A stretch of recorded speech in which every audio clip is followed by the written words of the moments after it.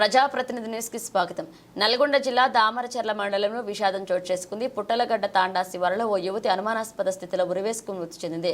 చనిపోయిన యువతి మాన్ తాండాకు చెందిన బూక్యా మౌనిక హైదరాబాద్లో డిగ్రీ సెకండ్ ఇయర్ చదువుతుంది. అయితే హత్య చేసి ఆత్మహత్యగా చిత్రీకరిస్తున్నారని యువతి తల్లిదండ్రులు ఆరోపిస్తున్నారు. పుట్టలగడ్డ తాండాకు చెందిన నాగు అనే వ్యక్తిపై అనుమానం ఉందని వ్యక్తం చేస్తున్నారు.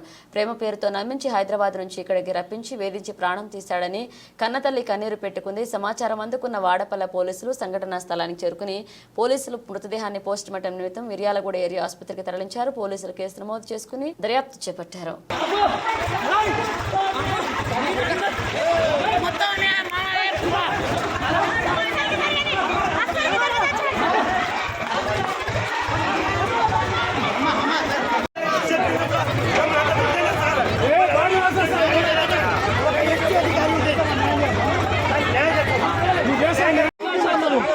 మోసం చేసిరు